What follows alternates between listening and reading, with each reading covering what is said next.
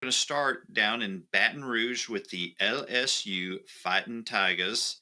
Yay. Brian Kelly returns for yet another campaign.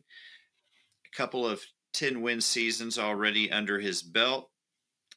However, not quite to the point where LSU fans are going to be happy. Now, Absolutely. difficult to please LSU fans. Let's just say that from the get-go. Yeah. But there's high expectations, and there have been since Kelly came in. Now, this LSU team was busy in the transfer portal. We talked in a previous episode that the reasoning between building and developing your own players in the program and going out and getting transfers, and how there's plus and minuses to both. LSU has chosen to really go out into the transfer portal. I don't know if they're going to continue to do that, Darren. I think Kelly is still trying to get the personnel, trying to get to that next level. But for right now, they are very active in the transfer portal. In fact, the number one transfer portal haul in America. And when you look at the additions that they brought in, Darren, what stands out to you? Well, I tell you, the one thing I will say just very, very quickly is I do agree with the fact that I don't know that they'll always do this. I think part of the reason, because they're still bringing in great recruiting classes. They're not number 83 in the country in high school recruits. They're still bringing in great recruiting classes, but I think they had to really hit this hard, knowing the expectations, knowing the pressure that was building. And I think this still is, in some aspect, is a result of the depletion that the program experienced at the end of the Ed Orgeron era. Because there wasn't a whole lot there to build from. It's been let's build these guys that we're bringing in, but we got to get guys in. These are guys that you could have had and been building for a couple of years, but somebody else was building them, and you had to go out and get them because they weren't there at the end of that era. So I think that's part of it. One of the areas that stood out to me was one of the things they've struggled with since Brian Kelly got there is basically is on the defensive side of the ball, and I think they got some really impressive hauls on especially the defensive backfield. The Virginia Tech transfer. It looks to be a great addition, and Delaney, or Delane is his name. And they've done some things like that that I think are obvious. Obvious attempts to correct what's been an issue. Their edge rusher from Florida State, Peyton, another one that stands out. So that focus on the defensive side, on that side of the ball, is really what stood out to me when it comes to what they did in the transfer portal. Yeah, they are returning a loaded group as well as a loaded transfer group. And as you pointed out, Darren, we don't want to overlook the fact that Louisiana is still such a hotbed for high school football talent. Absolutely. So they have no lack there at all. Right. But everything, I think, starts and ends with quarterback Garrett Nussmeier, who recently this week was given the coveted number 18. Well earned by Nussmeier, because as he goes, so goes the season. Now he's got a stacked wide receiver room. They've got Chris Hilton coming back. They've got Aaron Anderson coming back. They signed the Brown kid from Kentucky, as well as Nick Anderson from Oklahoma. So they are loaded in the wide receiver room. However, I believe, Darren, they were last in rushing yardage last year in the SEC. That is correct. That is correct. They pretty much abandoned the run game for the passing game. Can they really succeed doing that, Darren, or do you think do they need to have a balance there? And if so, who's going to pick up the reins in the running game? Well, I think they have to have a balance. To me, if you're going to do it in the SEC, there's got to be a balance between your rushing and your passing. Even if, as we saw with Jaden Daniels, even if that balance is with the arm of your quarterback versus the feet of your quarterback, there has to be some balance. They can't just the defensive backfield has to feel like they need to come up on the run.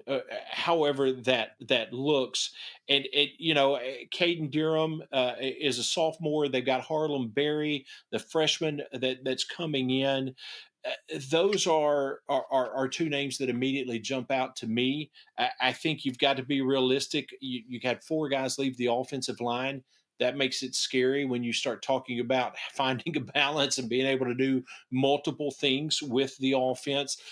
But that being said, I think they have to have it. And these look to be two pretty good guys that can handle the ball and can do some things not only in tight spaces, but once they get out, especially the speed of Barry, that freshman, man, they're talking about him constantly from camp. That dude's got some feet and can move.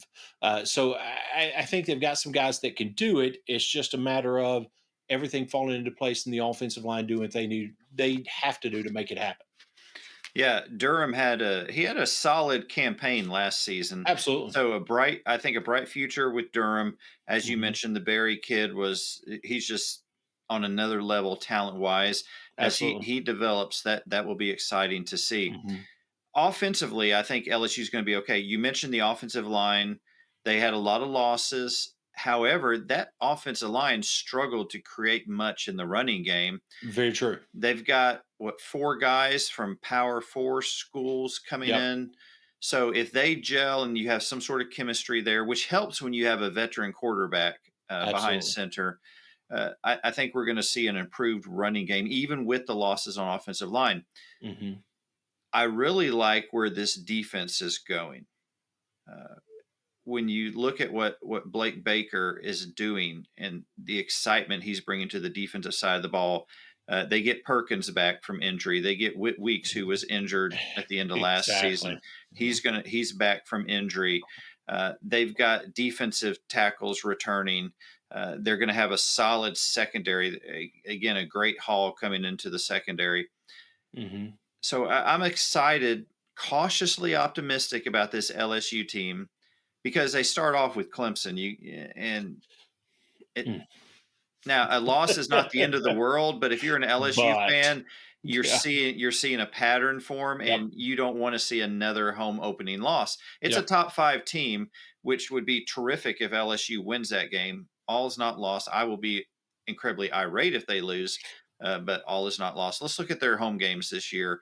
They're hosting their neighbors from Ruston, the Louisiana Tech Bulldogs. They've got Florida at home, Southeastern Louisiana, South Carolina at home, A&M at home, Arkansas at home, and Western Kentucky. So, not, I mean, Florida is a heavy hitter, I think, this year Yeah. with their quarterback. South Carolina's bringing Lenore Sellers. I don't know. Anyway, I think it's a pretty good home schedule. Yeah. Agree. The road schedule seems a lot more difficult. They've got to go to Clemson. They've got to go to Ole Miss. They've got to go to Vanderbilt. And I mean, there you Diego go. Pavia, There you go. the guy said he came back because they are going to compete for a national title. Yeah, he said it. That's accurate. He said it. But then to look at the last two games, that's Yeah. going to be brutal. They got to go to Tuscaloosa, and then they conclude by going to Norman. So pretty tough away schedule. But this is the SEC. Let me, as an LSU fan, you being an LSU fan, let me throw a statement at you with a little bit of preface to it or a little bit of justification, and you tell me what you think about it.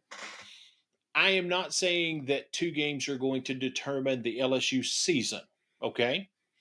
That being said, I think two of the first three games will tell us just about everything we need to know about this team this year, and that is home opener with or season opener with Clemson and the Florida game for two reasons. Number one, we see if in the third year, whatever the off-season camp program attitude, whatever the issues are that have led to the first two openers and the way they've looked, has Brian Kelly been able to correct those things? And then the Florida game, that third game of the season, your second home game, you're going to face DJ Lagway. Has the defense been able to? Because man, running quarterbacks, that was tough last year. I mean, very, very tough last year. Um, has the defense done what they need to do, and can they face a strong running quarterback? Because it's not the last one you're going to face; it's the first one of a few. So I think we'll learn a lot about the team as a whole, and then we'll learn a lot about the defense in that Florida game or within those both games. What are your thoughts about that statement? I think the defense is going to be much more efficient. I think the secondary is much improved. Mm. Uh, I don't see Blake Baker repeating what happened last year. Marcel Reed in the A&M game Oof, really exposed that was rough. LSU's. It seemed like ineptitude in Yeah. stopping run game, especially running quarterbacks. So I think Baker, that's been a point of emphasis for him in this offseason. He's moving Perkins to the star position Yeah. because you got Weeks there manning, a linebacker core, and so Inside. Yep. when you can move Perkins around like that, the guy, we're assuming he's going to be fast as ever coming back from his injury. Hmm. That's an incredible weapon. I kind of see him as somewhat of a hybrid. If you think about guys in the NFL like a Troy Polamalu that just has so much closing speed and can play a variety of different positions.